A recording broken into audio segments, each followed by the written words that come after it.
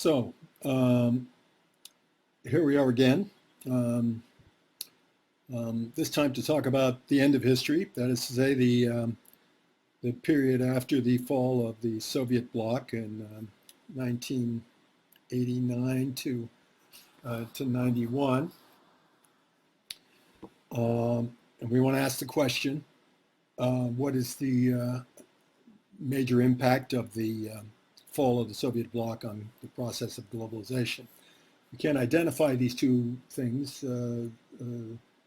completely, but obviously there's a connection between the two. And I guess I would say that while we've seen several of the foundation stones for globalization put into place, the oil shocks, the financialization through the Volcker shock, and some other things that we've talked about, I suppose you have to say this is the final confirmation of globalization. This is the time when everybody starts to talk about globalization as the main way the world is organized. Globalization is something that you hear talked about prior to this time in a number of the scholarly journals and editorial pages of the big papers and sometimes on highbrow shows on television. You hear the notion of globalization kicked around, but after about 1990, that is to say, once the Soviet Union is gone, everybody says globalization. So a lot of books called globalization made easy, courses on globalization given, I guess. I'm guilty of having given a course on globalization. I guess it's the fall of the Soviet Union, the fall of the Soviet bloc that really is the key thing, the most important thing, I suppose, or at any rate, the final keystone put into the edifice of globalization, you could say, that makes all the other blocks hold together. So I want to talk about that today. Globalism, the fall of the Soviet Union as a sort of a sine qua non, without which you can't have it, sine qua non of globalism, of the globalist worldview. You should all have your book reviews in by now, and I look forward to reading them and getting them back to you fairly quickly if all goes as projected. And let's see, we're reading in Frieden. Frieden's pretty good on some of the stuff we're talking about, and the stuff is short. That is to say, he doesn't go into a whole lot of detail. Some of you may be a little overwhelmed by the detail that Frieden provides, but it gets a little easier to digest the more you subject yourself to it. And I think he's got some spare remarks on the topics that we'll be talking about, the rearrangement of everybody's outlook on everything during the 1990s. He's got some spare remarks on this, but I think they're pretty good, and they're well worth drinking in. And Stone and Kuznick, they're a little more narrow on this topic. They're generally considered only in terms of U.S. Foreign policy with regard to war and peace issues. And while that is a way of looking at everything that puts everything into focus in globalization, after all, the U.S. is the one remaining superpower during this period, so to follow its foreign policy closely is practically to tell the story of world history.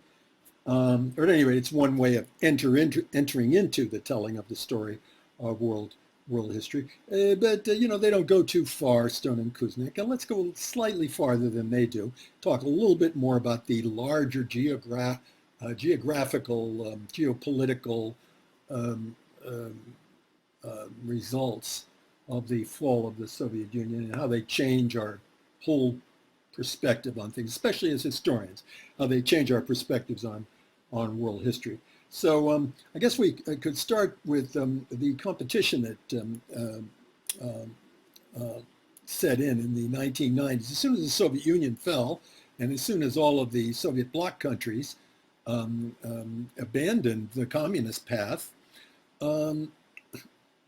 everybody started to feel that, the Cold War is completely over, and we need some kind of guidance as to what to think about the future. We need some kind of Kennan article. What they were talking about is the article that Kennan wrote, The Sources of Soviet Conduct it's called, an article by George Kennan written in 1947 for the journal Foreign Affairs, in which he laid out the whole idea of containment. Said the Soviet Union had been expanding, said Russia had been expanding. Soviet Union only redoubled this tendency that you could see throughout world history of this expansion to the edges of the world island. The only way to deal with the Soviet Union, and he didn't say the Soviet bloc, he couldn't say the Soviet bloc in the same way that we would think of it to include China. Didn't say a Sino-Soviet bloc, there's no Chinese revolution at the time he wrote. But he said the only way to deal with it was to contain it, to figure out a way to apply counter-pressure at various points around the edges of Soviet communism, Soviet Union that is, and to try to contain it. So the doctrine of containment is laid out in Kennan's article in 1947. You could make the argument that that article more or less lays out the central strategy for U.S. foreign policy, national security strategy for the whole period of the Cold War. So the thing lasted 50 years, a pretty good idea, containment, one might think, if it was still taken seriously 50 years later after it had been uttered. And so everybody said, let's have a Kennan article. We should have a Kennan, somebody should come forward and do for us now, that is to say in 1990 or so, do for us now what Kennan did back in 1947. Give us a sort of a pointer toward what the world's going to look like and what the United States ought to do in that regard. And so there was a kind of a competition. A number of people tried to write grand articles about, how the fall of the Soviet Union has changed everything and what we ought to do from this point on. And I even tried to write something on this topic at the time. And some of them are pretty good, actually, but I think only two of them really stuck. That is to say, only two of them presented ideas that got talked about, that phrases that got repeated. That's the word. Memes, I guess somebody might say, something that gets repeated and something that means something to a lot of people who may not know all the details about it, but it seems to be something that's worth talking about. Okay, so there were only two, I think. Francis Fukuyama, who'd been a Middle Eastern expert at the Pentagon, no, not in the Pentagon, in the State Department, and who had, done his grad work at the University of Chicago under Alan Bloom, if I'm not wrong, and who nowadays is at Stanford. He wrote an article. Later on, it was turned into a book. You see it in the background behind his picture there. The End of History and the Last Man. The article is called simply The End of History. It appeared in the journal National Interest in 1989. So the Soviet Union hadn't fallen when he wrote this article. But he said this is the end of everything. In fact, the search for alternate means of organizing society that set in with the French Revolution, interesting generalization for historians to think about. The search for alternate ways of organizing society, which had been introduced by the French Revolution, and which we've been arguing about in various ways ever since, that's over. That search is over. A liberal democracy, that's it. That's the final form. And that's pretty much the way he put it. I don't think I'm stressing this too much. The final form that civilization would pursue from this point on. So he goes into talking about socialism. Fascism had come and gone. Communism, now you could say, had come and gone. So what's the alternative? A liberal democracy. And other ways of saying that. A certain kind of reader could look at this and say, well, for liberal he means capitalist. And for democratic system he means a capitalist system where capitalism is embedded in the rule of law. So, okay, liberal democracy was the way he put it. The end of history. There's not going to be any more alternative. So lots of critics, they fell on this argument, jumped all over him. The phrase is very extreme, the end of history. And he takes it from a number of people. Andrei Kojev, the no, it's not Andre, it's Alexandre Kojève, the French philosopher, in his lectures on Hegel in the 1930s. Started to use this phrase, and there are some other uses of the phrase, and he traces it, of course, to the thinking of the German philosopher Hegel. Okay, so that is Fukuyama's notion, jumped all over by the critics, and then because the phrase is so absolute. But actually, I could hardly argue with it. All he's really saying is that from this point on, there's not going to be much of an argument, especially outside of Russia. In fact, even in Russia, there's not going to be much of an argument about communism being the way of the future, since everybody's abandoning communism. From this point on, and that's been the main competition since 1945. So, there's really not much choice. That's the consensus view of how society ought to be organized: a multi-party democracy and a market economy. That was the way most of these Soviet writers like to put it. Now ex-Soviet writers like to put it: a multi-party democracy and a market economy, liberal democracy. Okay, so everybody jumped on that. I think unfairly, strictly speaking. Much of it was not very arguable, in my opinion. I mean, it's pretty much, pretty obvious stuff in my opinion. The notion that states wouldn't fight over anything was not really exactly included by Fukuyama in that, but there is a kind of a complacency that everybody's going to be satisfied with this model, this liberal democracy model. Well, another way of putting that is to say everybody's going to be satisfied with capitalism from now on. That has not turned out to be the case. So there's the argument against, in my opinion, the argument against Fukuyama. Maybe he wasn't quite wrong about this notion of capitalism getting into everybody's blood and becoming part of everybody's way of looking at things, indispensable way of looking at things. Anyhow, that was a very powerful argument that was made. And the other powerful one, which I will have for you in a second.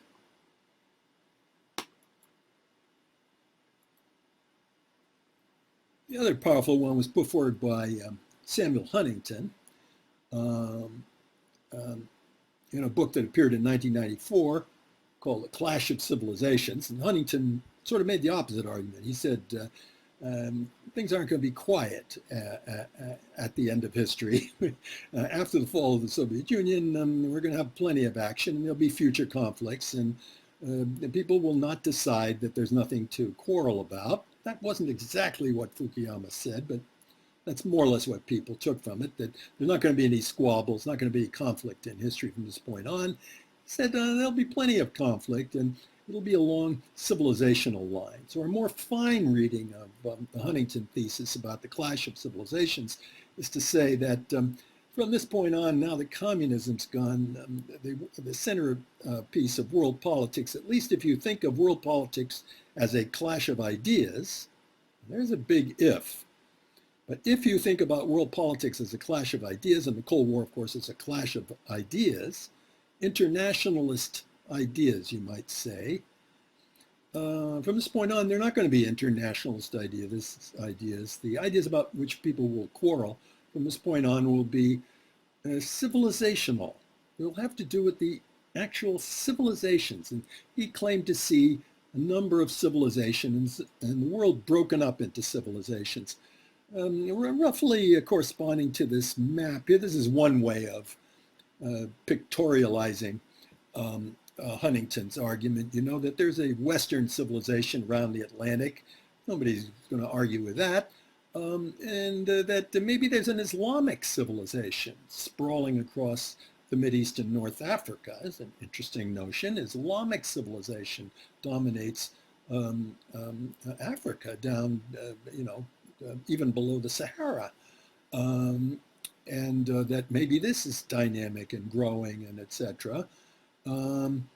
Whereas, the British imperial point of view about Africa was that it could never unite on this basis, not on the basis of Islam, not on the basis of Arab nationalism or anything like that. There'll always be nations and states. And the British, of course, British and the French did their best to promote the notion of these separate nations and states, not starting with, but culminating in the Sykes-Picot Treaty of 1916, which set up a lot of the barriers, or a lot of the borders, sorry, a lot of the borders of the the Mideastern states. But Huntington said, no, this idea of Islam, really, this will be the civilizational ideology. So this is what he's talking about, really, ideology. And civilizational ideology, West European, Islamic, Orthodox for the Russians. So she's Orthodox civilization. If you look a little more closely on this map, Orthodox civilization has a border with Latin Western Christendom. And that borders in the Balkans. So later on, the Huntingtonian interpretation of the Balkan Wars that broke up when Yugoslavia broke up at the end of the 90s, about which we'll talk today, this was a civilizational conflict between Orthodox and Latin civilizations. Conflict between two kinds of Christianity, but civilizational conflict nonetheless. Then he said there was a Sinic civilization around China, and some others. Maybe you could talk about an African civilization, and maybe even a Latinx civilization. Of course, that raises the question whether this Latinx civilization has something in common with Latin Europe. And I think many people in Latin America would say something like that, and I certainly would think something like that. But anyhow, whatever you said about the different ways of dividing the world according to civilizational ideology, that was his argument. And the fights in the future would be over that. So in particular, he was interested in Islam. He said Islam has bloody borders. So he's talking about an expansionist Islam, and most of the fights will be about that. There'll be some other fights, but the main ones will be about those things. So those are the two big paradigms, I guess you could say, and the end of ideology, the clash of civilization. Which one is it going to be? And there was, you might say that there was a third one that emerged around people who became known as the neoconservatives, neocons. And here are a number of their most prominent people. They really came to power when they occupied most of the positions most of the important positions in the administration of George W. Bush after the year 2000. The main ones that we've been talking about are Cheney and Rumsfeld, and Condi Rice is there. There's Senator McCain and Fred Barnes and Paul Wolfowitz in the lower left corner. Paul Wolfowitz. So a number of these important figures who were part of the Bush administration and who came to the fore during this period, during the 1990s, had plenty to say about a lot of this stuff. They offered another gloss on these ideas, maybe an alternative to these ideas. They just said, this is very much in keeping with the notion of the end of history, that the United States was going to be pretty much calling the shots in a world without a rival superpower. The world's only superpower implies globalism, doesn't it? Of course. And that the main thing is that the United States ought to act like the hegemonic power under these circumstances. So they published something in 1992, the Pentagon Defense Planning Guidance, organized pretty much by Wolfowitz, in which they make a number of suggestions about the uniqueness of the American position as a military hegemon in the world. And they put forward this idea that a lot of people found frightening or unnerving in some way. I think unduly or perhaps unjustly. No, these aren't the right words, unduly, unjustly, but I do think it was wrong, at any rate, to think that these ideas were so strange. One of them in particular, the notion that the United States is on top right now. It has no rivals right now. And the main thing it ought to do is the hegemon, well, the last remaining superpower, same thing. The main thing it ought to do is make sure that nobody reaches up to its position and rivals it. It's not enough for the United States to be on top. The important thing is to keep others down, keep others weak. And now, the United States is not in a position to do this by waging war against others or beating them up militarily. But it is in a position to arrange its foreign policy in such a way as to promote the weakness of all the others who might contend with the United States. Who would those be? People who might contend with the United States. Maybe a revived Russia? I don't think anybody would have said that, number one. First thing you might have thought of when you thought of that, what might have been Germany. But before we talk about that, let's say one or two other things about this project of the neoconservatives. They mainly come out of the quarrel with the SALT agreement that was made by Senator Henry Jackson, Scoop Jackson of Washington, where the Boeing factories are. He said that we shouldn't have made agreements like this. He didn't like this agreement, that all the main missiles, the heavy missiles, so to speak, gave the Soviet Union a slight numerical superiority, which, as we've already seen, as Henry Kissinger explained it, was balanced by, offset, that is to say, by other asymmetries, other superiorities that the United States had in other categories, submarines,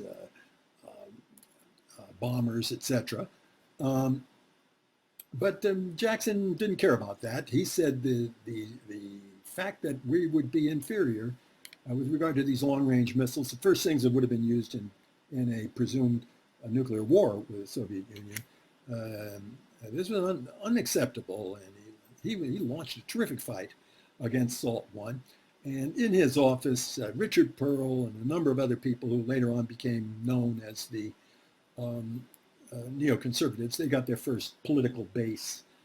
Support of the Pentagon, basically, and military building of nuclear weapons, and criticism of détente.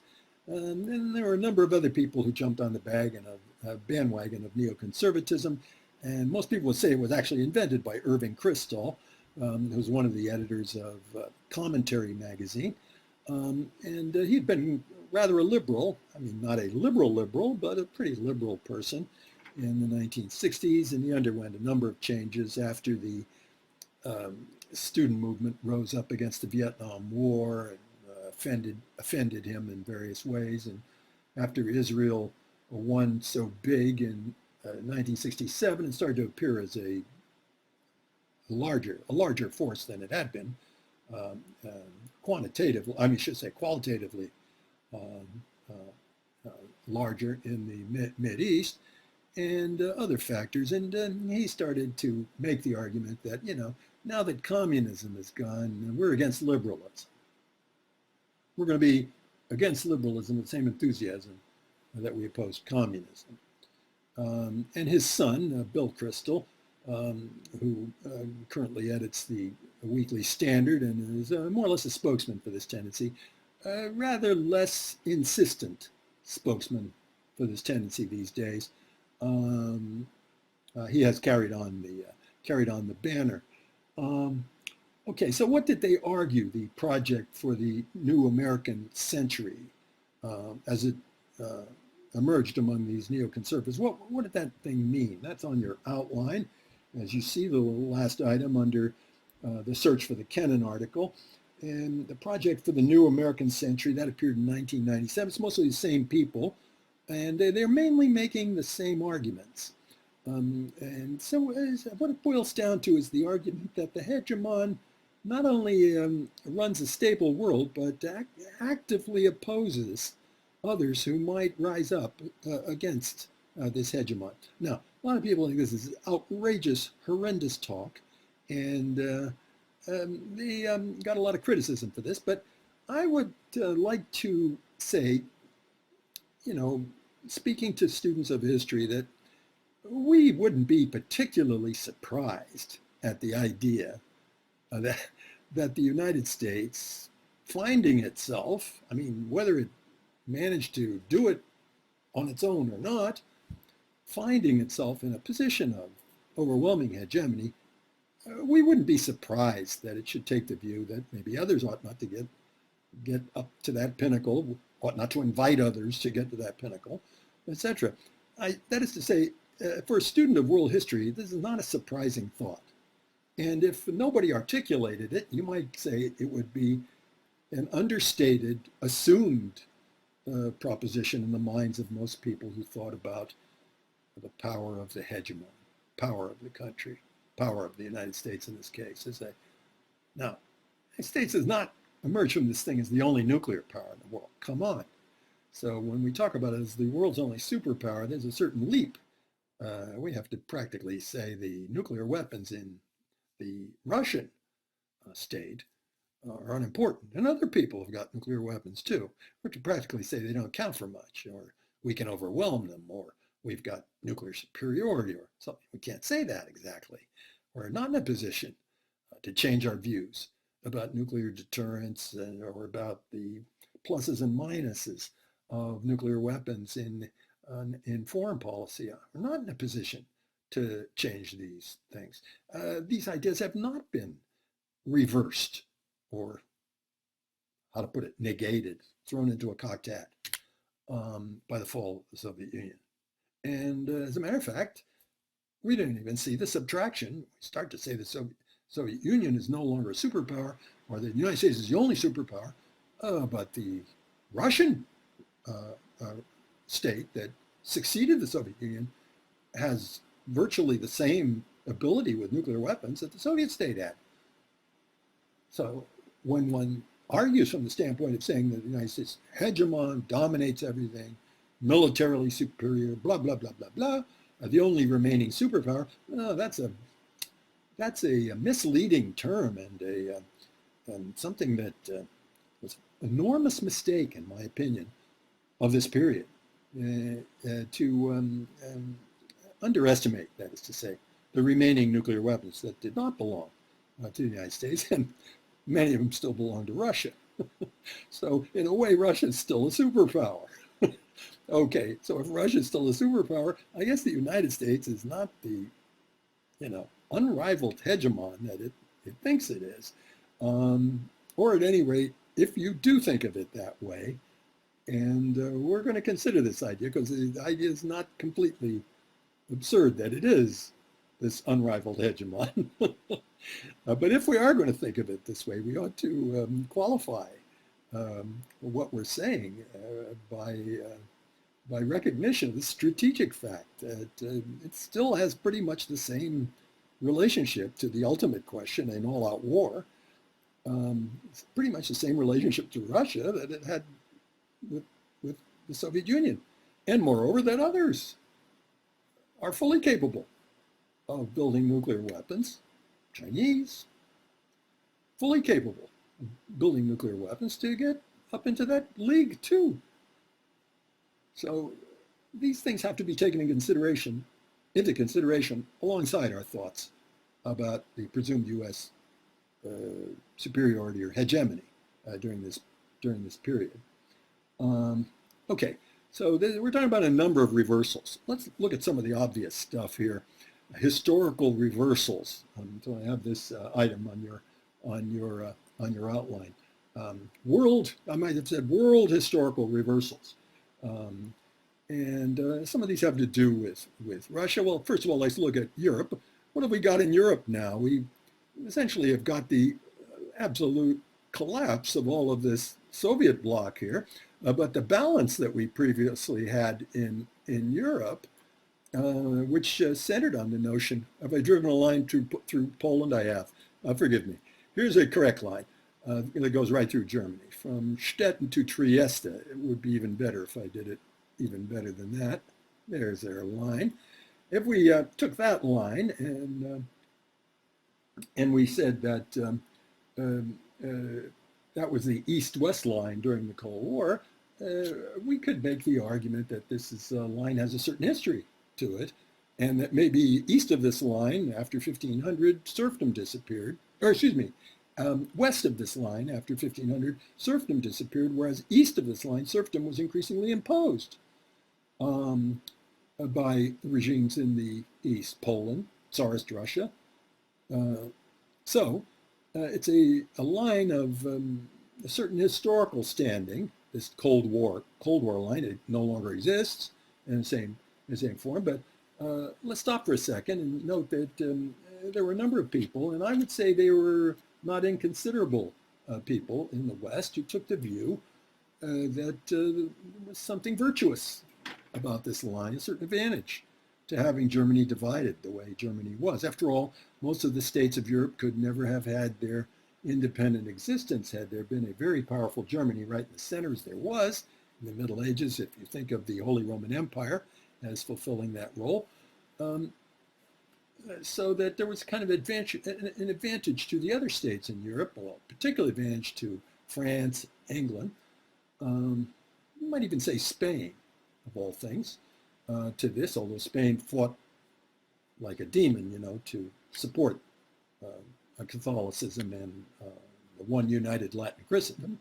But maybe you might have made the argument, certainly was made, that the liberties in Germany, let's say a divided Germany, was what made possible the other states in Europe. It gave them their freedom and their prerogatives. So this argument was made by a man named A.W. Deport in a study commissioned by the Council of Foreign Relations, Europe Between the Superpowers, it was called. Saw the virtues of Germany being divided. Lord Ismay put it much more bluntly and crudely when he said one of the big advantages of the Cold War and NATO was that it kept the Russians out, kept the US in, kept the Germans down. That's really putting it crudely, but maybe there's a little something to that idea. There might have been some advantages to having Germany divided. Maybe that's the reason why there were so many different states in Europe. Maybe that's a big historical generalization. We might say that, in Far East, you'd had the giant empire, China there, and on the little cape on the other end of the world island, you had all these many contending states. Some historians have made the argument that that's the reason the Europeans developed to the point where their navies were able to ply the seas and gain colonial empires and all the rest of that, because they were divided and they competed and they were free and divided and what's the word? Plural. Okay.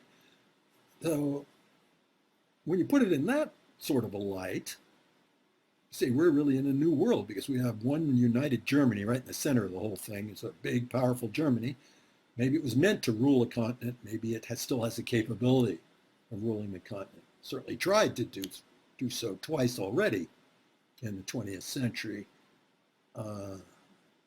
Maybe there's a third time that Germany could figure out a way. Now that it's united, it's not just a little state in Europe anymore, not a state really comparable even to France. It's potentially the one centerpiece of Europe. Most people nowadays would not quarrel with the idea that the centerpiece of the European Union is Germany. And in fact, some might even put it more strongly, say we really have a German Europe when we think about the economy of Europe. It's a German Europe. I would not quarrel with this way of putting it. So all that was kind of inherent. You could see it kind of developing prior to the end of the Cold War, but the end of the Cold War really underlies that tendency in spades. All right, that's the first thing. Germany. You've got a big, powerful Germany now. You've got a powerful Poland. So Poland's not a little occupied state. You can't compare Poland to Bulgaria anymore. You have to think of Poland as a potentially middle-rank power, a great power. How do they like to put it these days? They like to say a major player. They don't like to say power. Same thing. a major power in Europe. And it would have to be a revisionist power, a power that's not entirely satisfied with the status quo, at least in terms of the relationship of its power to the power of all the others in Europe. So that's new, a new Poland. What does that mean for Russia? Poland and Russia both take the view that they should be the major influence in East Central Europe. By East Central Europe, I mean those countries which comprise the Baltic States, Belarus, area I have encircled here on the right, that the Poles ought to be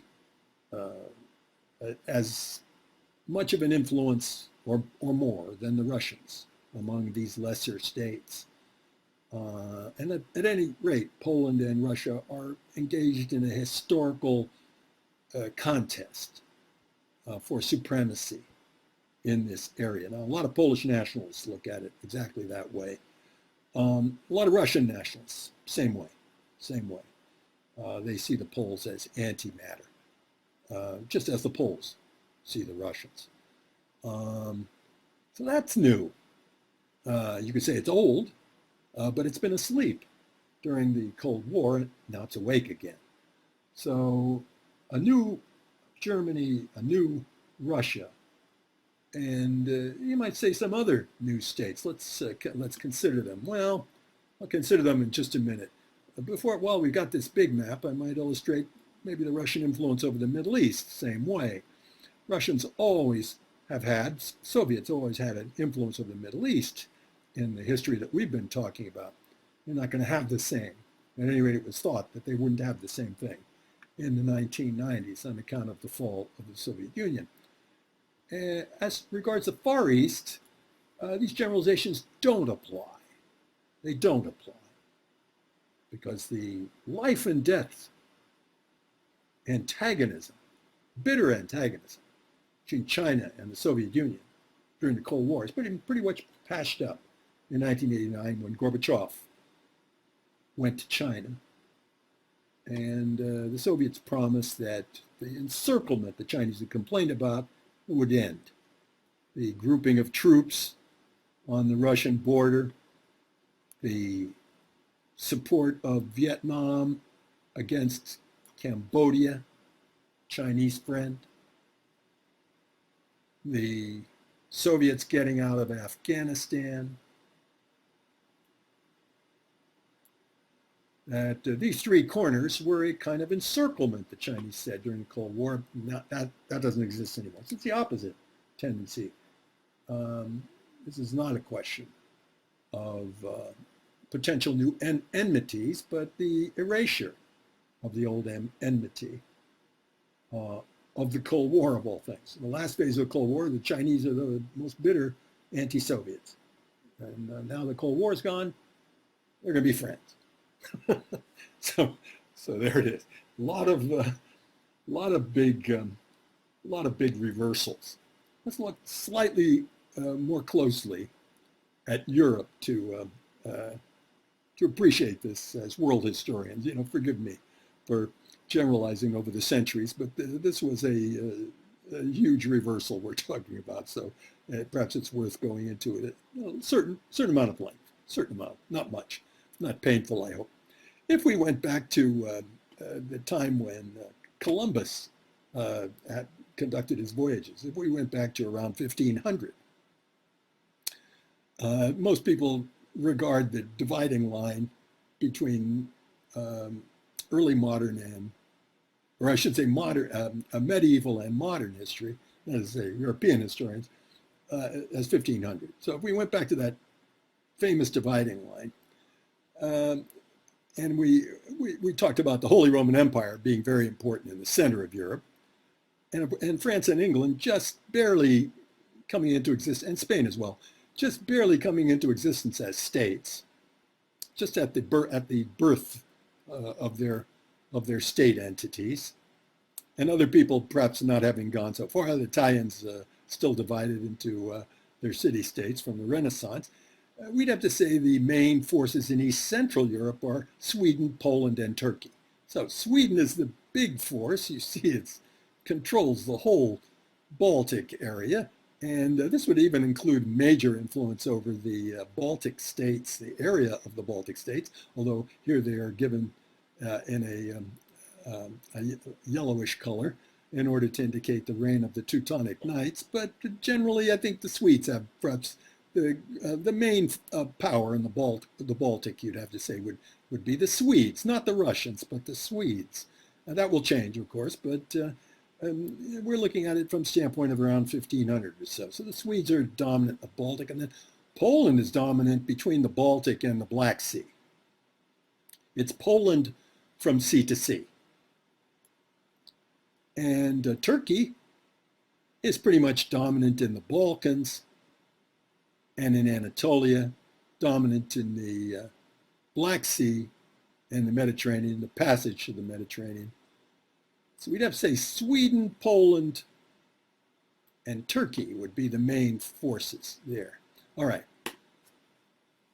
Then we jump a little bit ahead and look at Europe the way it looked on the eve of World War I. That's jumping 400 years or so.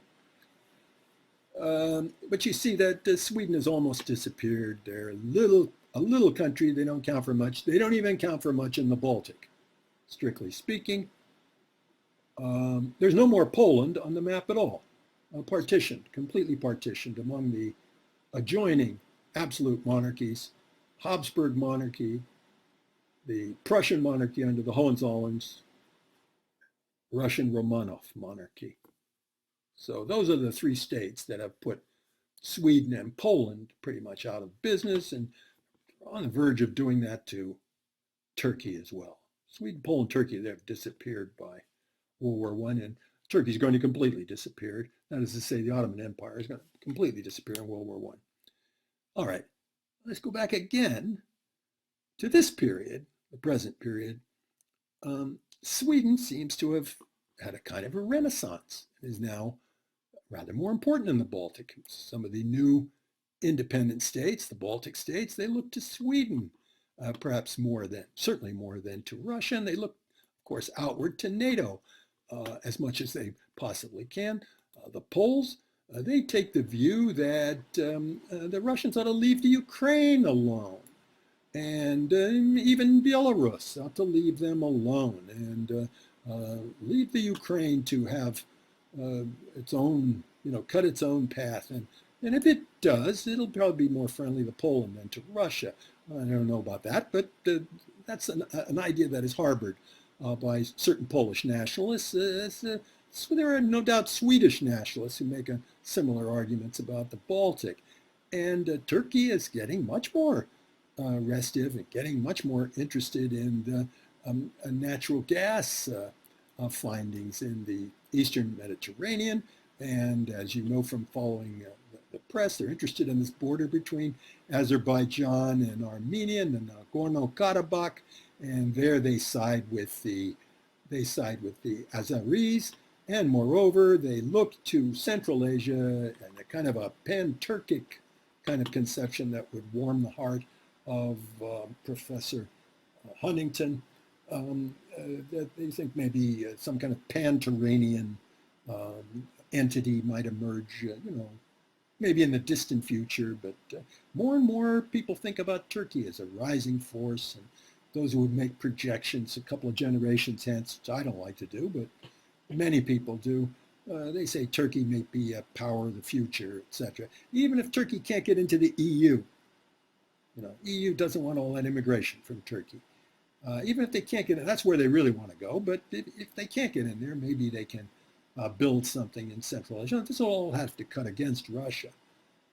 So this is Sweden, Poland, Turkey again, the way it was in 1500. At any rate, those are tendencies. So these are some large geopolitical, world historical, you might say, tendencies that are indicated by the end of the Soviet bloc. The Poles with their thoughts about an intermarium, area between the seas, Poland between the Baltic and the Black, Poland from sea to sea, the Baltic and the Black Sea, and related notions.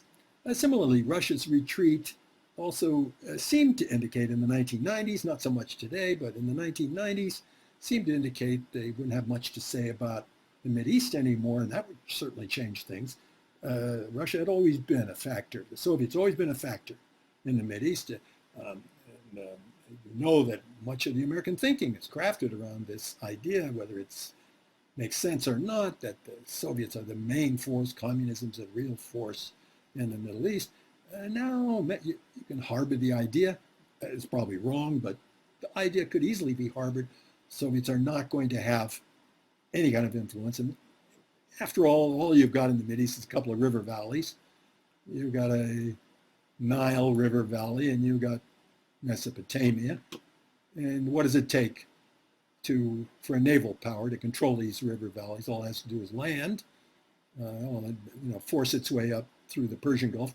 No longer called the Persian Gulf, now called the Gulf. We don't want to give it to Persia. Don't want to give it to Iran. And similarly with Egypt, that Egypt can be approached by a naval power, and it might be that it's fairly easy to make war in this part of the world. Certainly the Bush administration took that view, fairly easy to make war, demonstrated that they could, his father, George H.W. Bush, the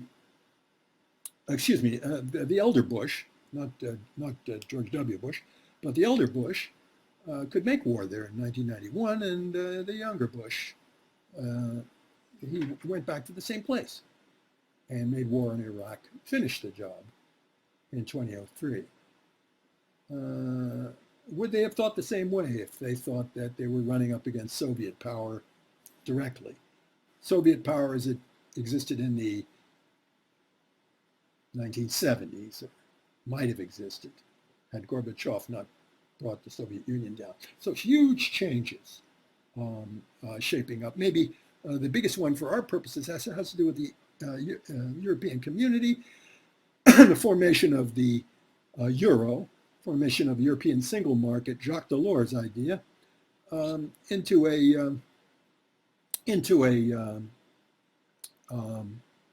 a currency area, a eurozone area dominated by the currency, the euro. So there's the eurozone as of 2015. This gives us an idea, that it includes the EU, but there are a number of countries in the EU that do not use the euro. And so, Sweden, England, Poles use the zloty, and some other countries do not use the euro, but there are quite a few of them who do use the euro. And with these countries using the euro, we have a potential state, if you will. Maybe the use of a currency predicts the development of a state. Friedrich List, you remember, in the 19th century, we talked about him. He looked at the Zollverein, the customs union of the German states, erected in 1832, and he said, well, this is the basis for a future German state. It turned out that way.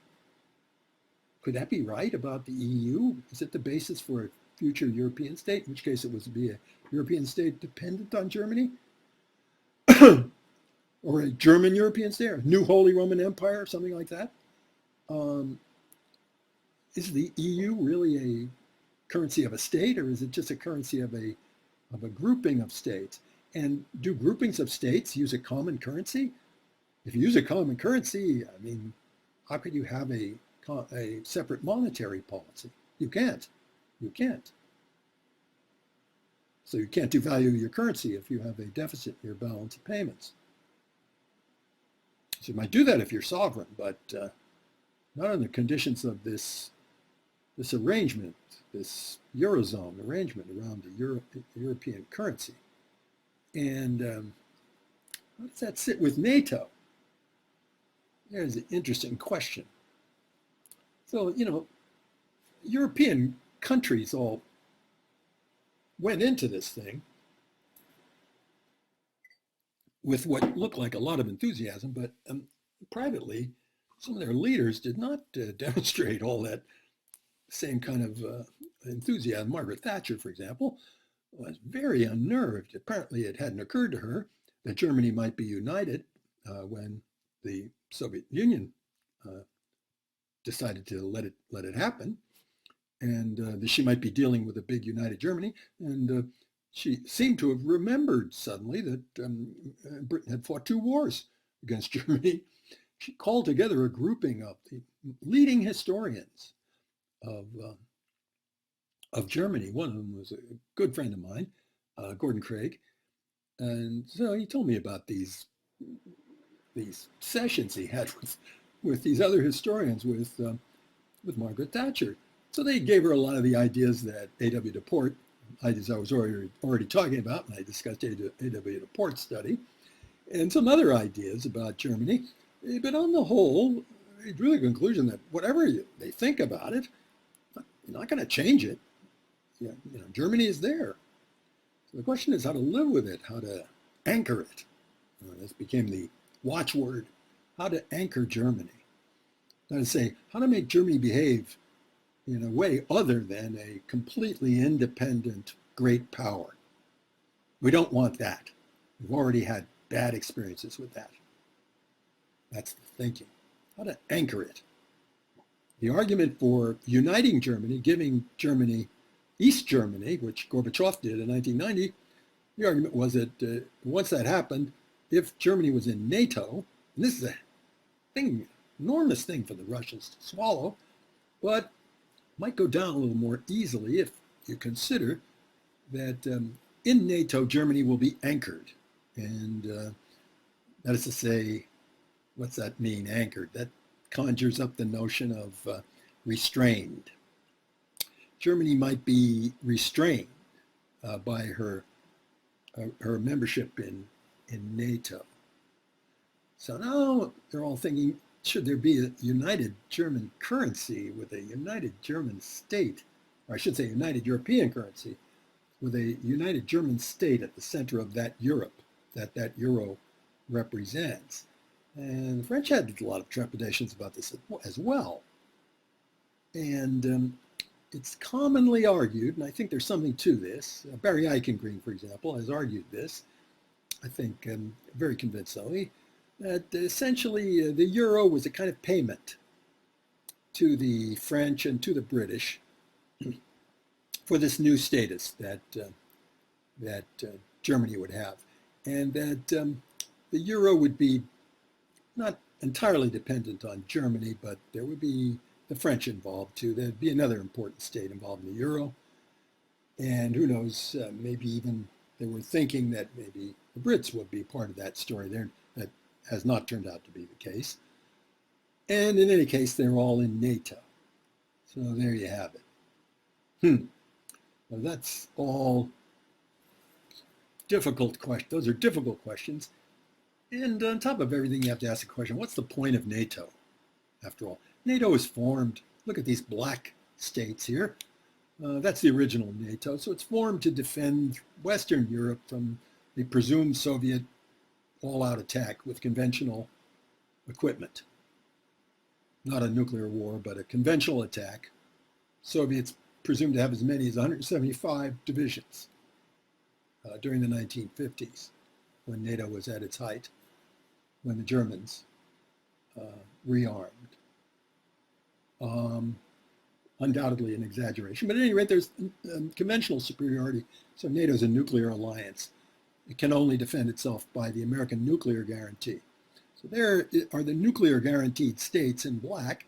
Now you have a big Germany, which continues with that nuclear guarantee from the United States.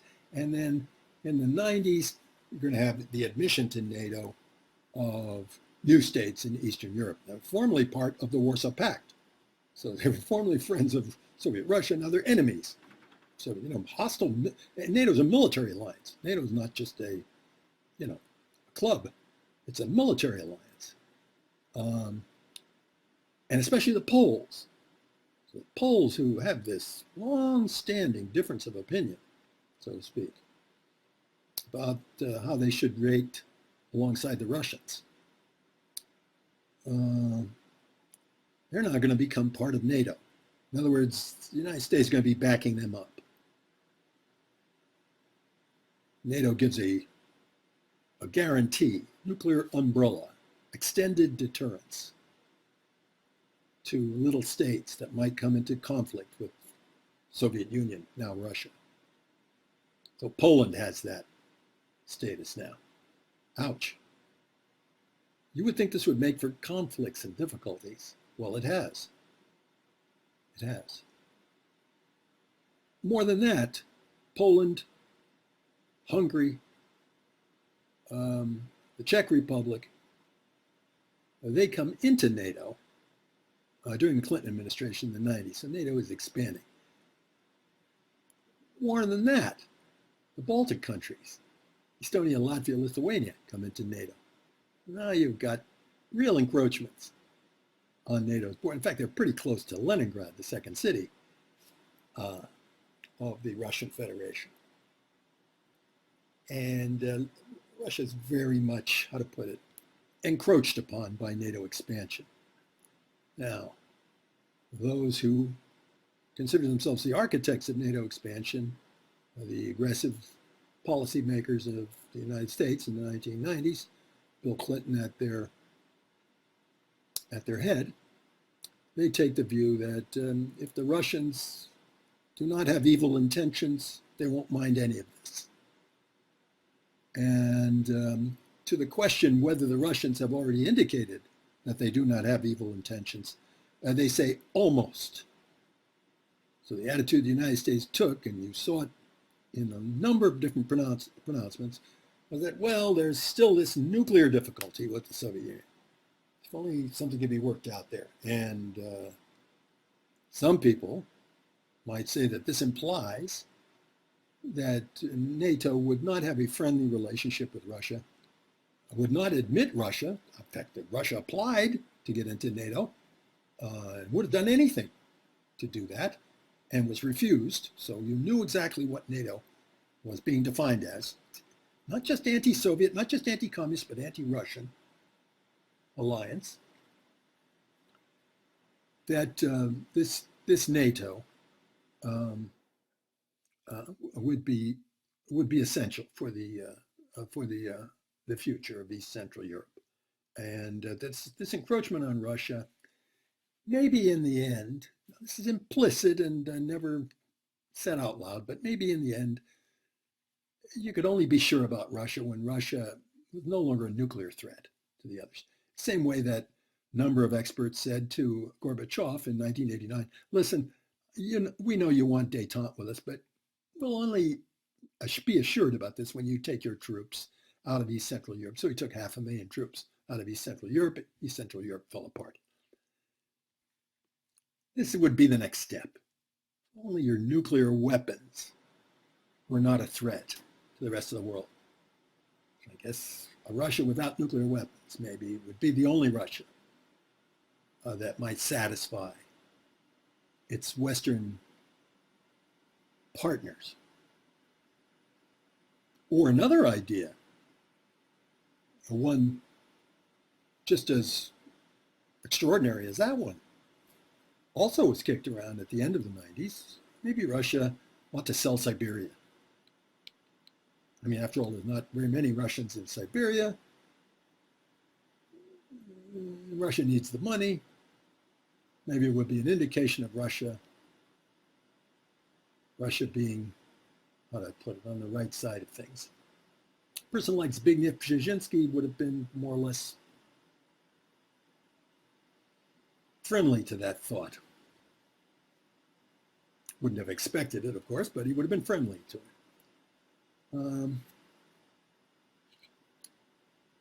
So, I mean, what were they saying? One criticism of this way of looking at things was to say that, gee, we're never going to be happy with Russia until Russia becomes like Switzerland. I think there's something to that thought. Never be happy with Russia, as long as Russia's Russia, as long as it's a great power, as long as it's a power on the scale that it still is. This is the problem we have. Does Russia need to be broken up still further? The possibility, in my opinion, was definitely there in the 1990s. If the process of Russian democracy involved in increasing pluralism and increasing independence for the Russian regions, I think you could definitely count on the thought of a possible breakup or maybe even a reorganization of Russia. After all, Soviet Union was reorganized by Gorbachev just from above, without any kind of plebiscite or anything like that, just reorganized by treaty arrangements that were imposed, I should say, were suggested to Gorbachev, and they got him to agree. Boris Yeltsin might do the same thing vis-a-vis Russia. And you might see Russia dividing still further. And I think that definitely was on the order of the day, at least in the minds, in the discourse, in the discussions that were going on in the press that dealt with this sort of stuff in Russia, especially in Russia, and but even outside as well. Does Russia have to be destroyed? Would it be like Cato the Elder, I think it was, who said, Carthago delenda est. Carthage has to be destroyed. Russia has to be destroyed. I don't know. So that idea, I think, came forward. At the same time, there is this notion that, we going backward here? I think I am going backward. Let's go forward instead. That Russia has to undergo big changes because it's going to have a capitalist system. So the architect of this is pretty much Jeffery Sachs from Harvard. There are a number of others involved, but he's probably the most articulate voice, very, very articulate defender of the notion of a radical change in Russia. You can't cross a chasm in 2 leaps, as it was said by some Russian wag. You can't cross a chasm in 2 leaps. You have to, if you're going to have a capitalist system in Russia, free enterprise, market economy, you've got to leap into it and have a convertible currency. You got to have privatization. You got to have, far-reaching changes in the economy right from the get-go, and that's something Boris Yeltsin was perfectly willing to do in the 90s. And so you get the shock therapy, as Sachs called it, that results from all this. And so what did you have there? A hyperinflation. When you take a currency that does not have any kind of backing, the ruble, Soviet ruble, and make it convertible, it's not worth anything much. And you try to make it convertible, you end up with hyperinflation. So Russia has had several bouts of awful hyperinflation, the worst one at the end of the 90s. And what does hyperinflation mean? Anybody with any savings, they're all gone. So if there's such a thing as a middle class or middle income grouping or whatever it is, they're all pauperized, proletarianized. In fact, worse than being proletarianized. They more or less, disappear from the economic map. So you end up with both those things, hyperinflation and depression. Depression, it is often said, comparable to the Great Depression, and a hyperinflation comparable to the German hyperinflation, the greatest one to that date, in 1922-3. Huge capital flight. Anybody who makes any money in Russia wants to get it out as soon as possible. Some of the Marxists, seeing all this and they're just totally agog at the whole thing, use a Marxist phrase for it, primary accumulation. That's what happens at the beginning of capitalism, according to Marx's model. They said this is primary accumulation in Switzerland. People make their money and get it out of the country as soon as they can and put it into a bank in the West. Privatization in 2 big waves. It did away with enormous amount of the property, capital goods. A regime that basically depended on rent seeking, because when you ask who the new bourgeois were in Russia, who the new owners of the enterprise and who the new business people are, mostly come out of the bureaucracy, at any rate the biggest ones, come out of the bureaucracy. So people said it was a kind of a rent-seeking system where you make money by your knowing important people and by figuring out a way to get a rent. As I say, figure out a way to get in on a privatization auction that is secret, and etc.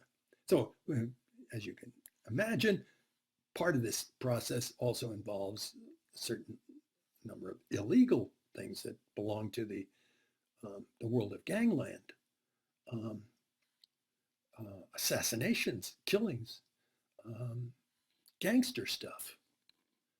In the banking industry, for example, all the attempts of little people to build banks run immediately up against thugs and horrible characters who carry out killings of bankers. So these are in the Soviet press in the 90s all the time. This razborka, the Soviets call it, a little sorting out. Razborka. A sorting out such as went on in Chicago in 1932 in the Castellammarese Wars, when the gangsters all had it out to see who would run Chicago. Very similar. On top of everything, former security agencies now develop private security agencies. So you have a lot of former KGB people who become private KGB people, which amounts to some kind of terrific mafia regime, quite prevalent, and exacting rents everywhere. When I was in Leningrad in 1994, I was told that you had to pay rent for everything to these gangsters. Every business was after you. So that's the kind of system. That's the kind of system they were developing. And out of that, they developed a grouping of people in control of all the biggest industries. And some people theorize that they came right out of the KGB and see a Western plot in that. There's a whole literature about this, which I won't bore you with. I don't know where they came from. But these oligarchs came forward, the owners of the biggest firms, after all of this sorting out, all of them with a deeply questionable path to power, all of them. And there they were, sitting at the top of the thing. So the oligarchs are the ones who've inherited the whole scheme of restoration of capitalism in Russia. A system of oligarchy has resulted. Not a system of democracy, but a system of its opposite, oligarchy, has developed. That's the kind of system. So you can see it's just all downhill. This graph demonstrates the decline of the national product, one big measure that helps us with everything. It's cutting of industrial production down below half, and cutting of everything else down to that point. There's a slight recovery when the ruble was devalued and when there was a default on Russia's external debts in 1998 that was part of the Eastern Asian financial crisis, about which we'll talk as we proceed. And at that time, a certain recovery happened as a result of the promotion to government under the Yeltsin regime of Yevgeny Primakov, a Russian Mideast expert and a pretty shrewd person who felt that Russia was being ruined by this scheme of privatizations and the rest of it, and felt it had to go in another way. He took as his model, not Jeffrey Sachs or shock therapy or anything like that, but the New Deal of Franklin Roosevelt, of all things. And he said he was going to take inspiration and have a kind of a New Deal for Russia. It's pretty much what that meant. It's more or less continued by Putin. Primakov and Putin were on pretty good terms. They had their squawks and difficulties, but they were on reasonably on the same page about their ideas about Russian recovery. what kind of recovery did it develop into? We'll talk more about it as we go on, but the essential formula is that they're going to recover, the state is going to recover a certain series of properties, initiatives, national security things, oil, things having to do with defense. Russia will continue to develop as a petrostate. It will lose most of it, the rest of the economy. It's not going to be an important economy from this point on. After all, it's lost Ukraine and the Baltic States. You can't expect much once those are gone. But they are going to save the Russian oil fields and a lot of heavy industry, a lot of defense-related industry. And so Putin was the right guy for that. So we'll talk more about that when we get to talking more about the Putin system, but it really begins with Primakov rather than with Putin. And with, of course, Putin's coup d'etat in 1993 when Parliament rose up against the first wave of these privatizations and other policies. And Putin put them down with force. Here's a pro-Putin tank firing on the Parliament building. So that's the way they deal with that. And this was absolutely greeted with joy by Bill Clinton, by the United States, by the people in the West. They considered Yeltsin a hero as a result of this. So Yeltsin put in a new constitution in 1993 and was able to carry forward another wave of privatizations after that. After the fall of the Soviet Union develops into an oil power.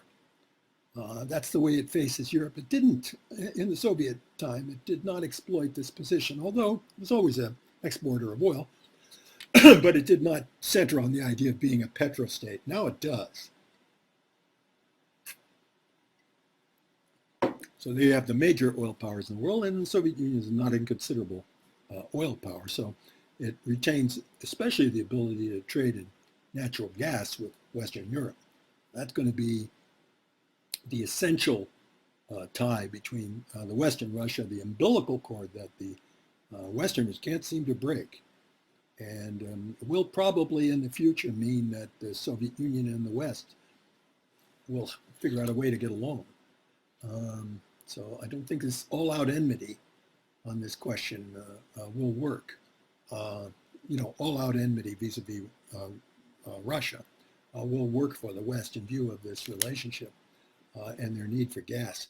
And this, of course, is expressed in these pipelines that go between Russia and Germany and bypass Poland. So they are deeply symbolic.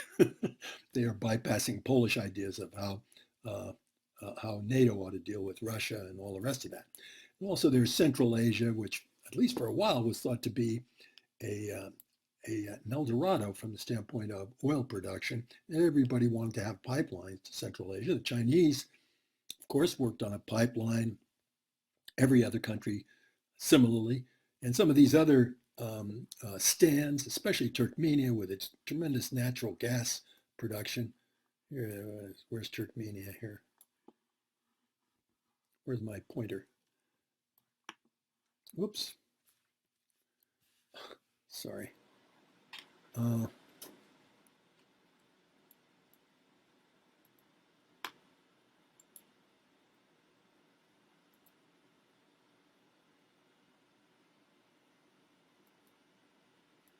So Turkmenia then.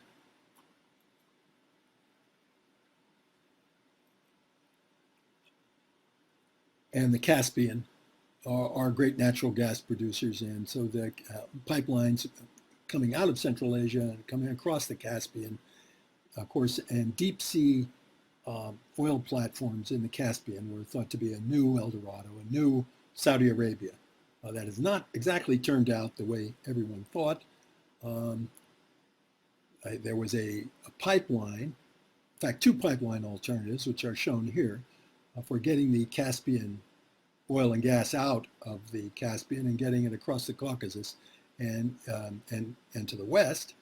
And of course, the Russians have to take their pipeline from Baku to Novorossiysk on the Black Sea, can't get it directly to the Mediterranean, but the Western powers, they can get it to the Mediterranean through the Baku Ceyhan um, oil pipeline, which bypasses Armenia. So you can see Armenia directly to the east.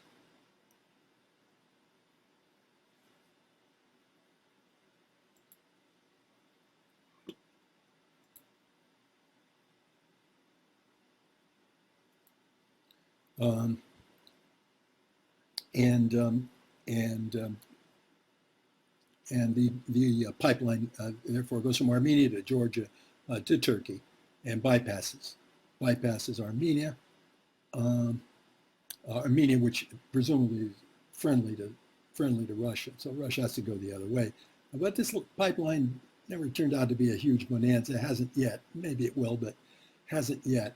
And this Caspian bonanza has not satisfied those who thought it would upend everything. And then I guess the last chapter in our story, about which we won't say too much, but it's the destruction of Yugoslavia at the end of the 90s.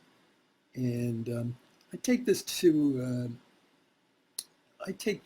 in pretty much the same way that I take the destruction of the Soviet Union itself. As soon as the East European regimes broke with communism, the Baltic states broke with the Soviet Union. So they're the way, the vehicle for the destruction of the Soviet Union, trying to satisfy the Baltic states. That's where it all starts. So you get something similar. No sooner had the Baltic states indicated this break with the Soviet Union that you start to see a break in the states of Yugoslavia, or I should say the republics of Yugoslavia. First Slovenia, then Croatia.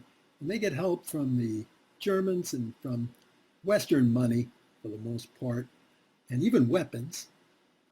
And by the time this turns into a war, which involves Bosnia, and then in the last chapter of it, which involves Kosovo, the Germans will be sending combat aircraft for the first time since World War II to fight in Europe, to fight, once again, to break up this Yugoslavia.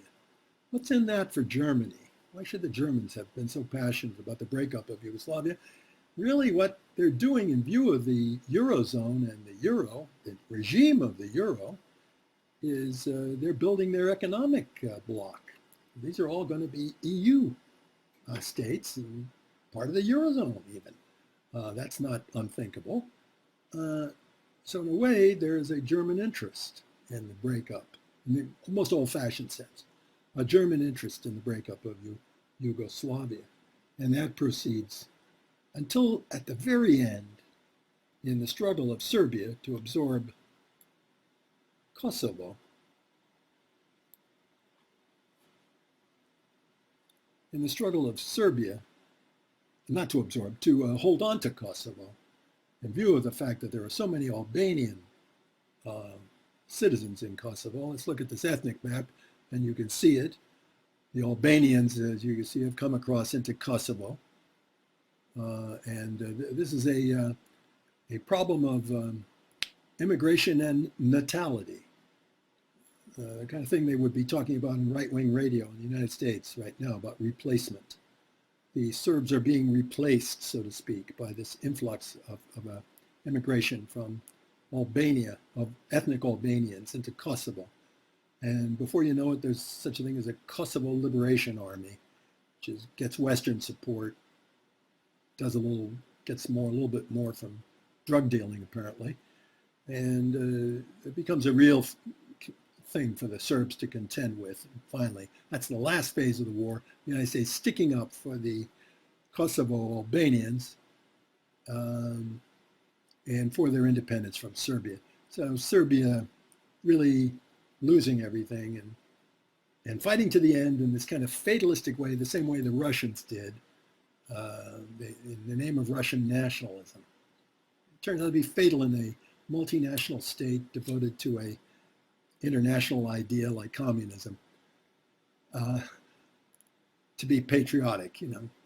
Russian nationalism, you could say, is antithetical to the idea of a communist Soviet Union. you might say Serbo-Slavism or Serbian nationalism is antithetical to the idea of a communist internationalist Yugoslavia. Remember, Tito was a Croat, not a Serb. So at any rate, that story all ends in 1999 with Bill Clinton's 80-day bombing of Belgrade in Serbia. And finally, the Serbs, who were defiant in the beginning, threw up their hands at the end. Hands up. And eventually they overthrew their leader, Slobodan Milosevic, and turned him over to an international court. That's how far they dropped the whole idea of Serbian Yugoslavia.